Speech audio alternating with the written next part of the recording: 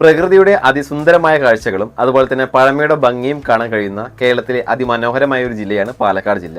ഒരുപാട് കാണാനുണ്ട്. കാടുകളും മലകളും പുഴകളും നദികളും അതുപോലെ തന്നെ ഒട്ടനവധി വയലുകളൊക്കെ ആയിട്ട് ഇങ്ങനെ പരന്നു കിടക്കുന്ന വലിയൊരു ജില്ലയാണ് പാലക്കാട് ജില്ല. അതുപോലെ തന്നെ ലോകത്തിലെ സുന്ദരമായ ഗ്രാമങ്ങളുടെ പട്ടികയിൽ നമ്മുടെ പാലക്കാട് ജില്ലയിലെ കൊല്ലങ്കോട് എന്ന സ്ഥലം ഇടം പിടിച്ചതും പാലക്കാട് ജില്ലയുടെ പേര് വാനോളം ഉയർത്തിയിട്ടുണ്ട്. അപ്പോൾ എന്തായാലും ഞാൻ ഇത്രയും പാലക്കാട് ജില്ലയെക്കുറിച്ച് പറയാൻ കാരണം നമ്മൾ ഇത്രയും ഭംഗിയും ഇത്രയും വർണ്ണനകളൊക്കെ ഏറ്റുവാങ്ങേണ്ടി വരുന്ന ഈ പാലക്കാട് ജില്ല കാണാനായിട്ട് പോകുന്ന ഒരു സഞ്ചാരി നിർബന്ധമായിട്ടും കണ്ടിരിക്കേണ്ട പാലക്കാട് ജില്ലയിലെ 10 സ്ഥലങ്ങൾ ഏതൊക്കെയാണ് എന്നുള്ളതാണ് നമ്മൾ ഇന്ന് വീഡിയോയിലൂടെ നോക്കാൻ പോകുന്നത്. ഈ വീഡിയോ നിങ്ങൾക്ക് എന്തായാലും ഇഷ്ടപ്പെടും. പാലക്കാട് ജില്ലക്കാർ ആരെങ്കിലും വീഡിയോ കാണുന്നുണ്ടെങ്കിൽ താഴെ നിന്ന് കമൻറ്റ് ചെയ്യുക. നമ്മൾ ആദ്യമായിട്ട് പറയുകയാണെങ്കിൽ പാലക്കാട് ജില്ലയെ ലോക പ്രശസ്തിയിലേക്ക് എത്തിച്ച കൊല്ലങ്കോട് ഗ്രാമം എന്തായാലും കാണേണ്ട ഒരു സ്ഥലം തന്നെയാണ്. കൊല്ലങ്കോട് അതിമനോഹരമായ ഒരു ചെറിയ ഗ്രാമമാണ്. ഒരുപാട് കാണാനും നമുക്ക് ആസ്വദിക്കാനൊക്കെ അവിടെ ഉണ്ട്. ആ ഒരു ഗ്രാമത്തിലേക്ക് ചെന്ന് കഴിഞ്ഞാൽ നമുക്ക് ഒരു പ്രത്യേക ഫീല് അവിടെ നിന്ന് കിട്ടും. അത് ആ ഗ്രാമത്തിൻ്റെ പ്രത്യേകതയാണ്. അതുകൊണ്ട് തന്നെയാണ് കൊല്ലങ്കോട് ഗ്രാമം ലോക ശ്രദ്ധ ആകർഷിക്കാൻ കാരണവും. നമ്മൾ ഈ പട്ടികയിൽ രണ്ടാമത് നോക്കുകയാണെങ്കിൽ അത് മലമ്പുഴ ഡാമും ചേർന്നിട്ടുള്ള ഗാർഡനുമാണ്. കേരളത്തിലെ ഏറ്റവും വലിയ രണ്ടാമത്തെ ഡാമാണ് മലമ്പുഴ ഡാം. 355 അടി ഉയരമുള്ള ഈ ഡാം കേരളത്തിലെ മനോഹരമായ അണക്കെട്ടുകളിൽ ഒന്നാണ്. ഒരു പ്രത്യേക ഭംഗിയാണ് ഈ ഡാം കാണാൻ. പാലക്കാട് കാണാൻ പോകുന്ന സന്ദർശകരുടെ പട്ടികയിൽ ഒഴിച്ചുകൂടാൻ പറ്റാത്ത ഒന്നാണിത്. അതുപോലെ തന്നെ അതിനോട് ചേർന്നിട്ടുള്ള പൂന്തോട്ടവും അവിടെ ചുറ്റിക്കാണാനുള്ള റോപ്പ് സംവിധാനമൊക്കെ ഒരു പ്രത്യേക അനുഭവം തന്നെയാണ്. കുട്ടികളും കുടുംബവും ഫ്രണ്ട്സൊക്കെ ആയിട്ട് അവധി ദിവസങ്ങളിലൊക്കെ നമുക്ക് കാണാനും അതുപോലെ തന്നെ കുറേ അധികം ആസ്വദിക്കാനൊക്കെ ഈ ഒരു പരിസര പ്രദേശങ്ങളിലും അതുപോലെ തന്നെ ഡാമിലും ഒക്കെ ഉണ്ട്. എന്തായാലും പാലക്കാട് ജില്ല കാണാൻ പോകുന്നവർ നിർബന്ധമായിട്ട് കണ്ടിരിക്കേണ്ട ഒരു പ്രത്യേക സ്ഥലം തന്നെയാണ് മലമ്പുഴ ഡാം. ഇനി നമ്മൾ ഈ പട്ടികയിൽ 3-ാം സ്ഥാനത്തുള്ള സ്ഥലം നോക്കാൻ പോവുകയാണ്. Seetharkund view point. നെല്ലിയാമ്പതി മലനിരകളിൽ സ്ഥിതി ചെയ്യുന്ന സീതാർകുണ്ട് അതിമനോഹരമായ കാഴ്ചകൾ കൊണ്ട് സമ്പന്നമാണ്. നിരവധി തേയിലത്തോട്ടങ്ങൾ അതുപോലെ തന്നെ പാലക്കാടിൻ്റെ ഒരു കാടുകളുടെ ഭംഗിയൊക്കെ നമുക്ക് വളരെ ഭംഗിയായിട്ട് മുകളിൽ നിന്ന് കാണാൻ പറ്റുന്ന ഒരു സ്ഥലം തന്നെയാണ് സീതാർകുണ്ട് വ്യൂ പോയിന്റ്. പാലക്കാട് ജില്ല കാണാൻ പോകുന്നവർ എന്തായാലും ഈ സ്ഥലത്ത് പോകേണ്ടത് തന്നെയാണ്. ഇനി നമ്മൾ ഈ പട്ടികയിലെ 4-ാമത്തെ സ്ഥലം നോക്കാൻ പോവുകയാണ്. അത് ജില്ലയിലെ വളരെ ഫേമസ് ആയിട്ടുള്ള ഒരു സ്ഥലം തന്നെയാണ് നെല്ലിയാമ്പതി മലനിരകൾ. ആരെയും ആകർഷിക്കുന്ന കാഴ്ചകൾ തന്നെയാണ് സഞ്ചാരികൾക്ക് ഇവിടെ വന്നു കഴിഞ്ഞാൽ കിട്ടുന്നത്. അതുകൊണ്ട് തന്നെ സഞ്ചാരികളുടെ പ്രധാന ഒരു സ്പോട്ടായിട്ട് മാറുന്നതും അതുകൊണ്ട് തന്നെയാണ്.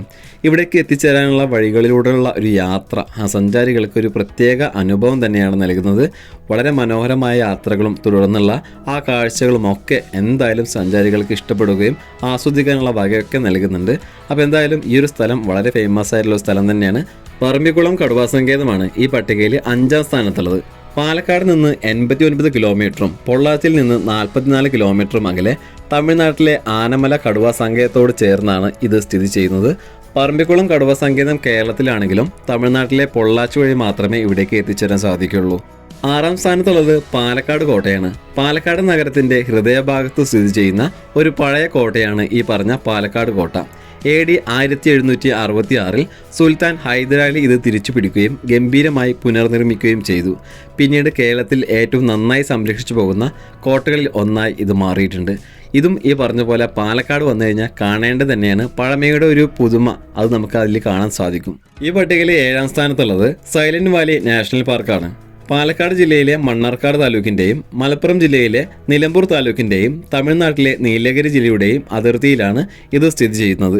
തീർച്ചയായിട്ടും സഞ്ചാരികൾ കണ്ടിരിക്കേണ്ട ഒരു ഇടം തന്നെയാണ് ഈ പറഞ്ഞ silent Valley national park. Dhoni waterfalls ആണ് ഈ പട്ടികയിൽ 8-ാം സ്ഥാനത്തുള്ളത്. ജില്ലയിലെ ഒരു പ്രദേശമാണ് ധോണി. അവിടെ നിന്നും 15 കിലോമീറ്റർ അകലെയാണ് ഈ പറഞ്ഞ ധോണി വാട്ടർഫാൾസ്.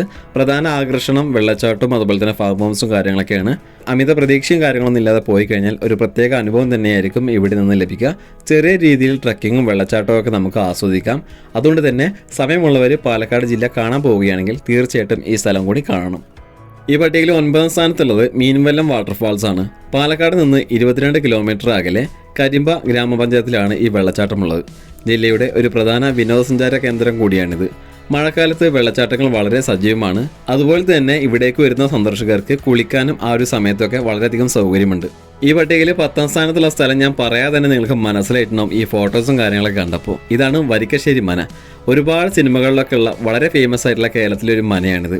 അതുപോലെ തന്നെ 100-ലധികം സിനിമകൾ ഇവിടെ ഷൂട്ട് ചെയ്തിട്ടുണ്ട്. തീർത്ഥം എന്ന സിനിമയിൽ തുടങ്ങി മമ്മൂക്കയുടെ വരാനിരിക്കുന്ന ബ്രഹ്മയുഗം എന്ന സിനിമ വരെ ഇപ്പോൾ ഇവിടെ ഷൂട്ട് ചെയ്തുകൊണ്ടിരിക്കുന്നുണ്ട്. പാലക്കാട് ജില്ലയിലെ ഒറ്റപ്പാലത്തിന് സമീപം മനശ്ശേരി എന്ന സ്ഥലത്താണ് ഇത് സ്ഥിതി ചെയ്യുന്നത്. പഴമയുടെ ഗംഭീര പ്രൗഢിയുള്ള മന കാണാൻ വളരെയധികം ആളുകളാണ് ഇവിടേക്ക് ദിനം പ്രതി എത്തിച്ചേരുന്നത്. ഒരുപാട് കാണാനും അതുപോലെ തന്നെ കല്യാണത്തിൻ്റെ വെഡ്ഡിങ് ഷൂട്ടും അതുപോലെ തന്നെ സേവ് ഡേറ്റും കാര്യങ്ങളൊക്കെ ആയിട്ട് ഇവിടെ ഒരുപാട് ഷൂട്ടിങ് കാര്യങ്ങളൊക്കെ നടക്കുന്നുണ്ട്. ഈ പറഞ്ഞ 10 സ്ഥലങ്ങളിൽ നിങ്ങൾ പോയിട്ടുണ്ടോ? പോയിട്ടുണ്ടെങ്കിൽ ഈ സ്ഥലങ്ങളെ കുറിച്ചുള്ള നിങ്ങളുടെ അഭിപ്രായം താഴ്ന്ന് കമന്റ് ചെയ്യുക.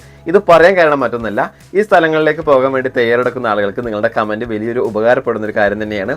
പോകണോ വേണ്ടോ എന്നുള്ള കാര്യം അവർക്ക് തീരുമാനിക്കാൻ നിങ്ങളുടെ കമന്റ് ഉപകാരപ്പെടും.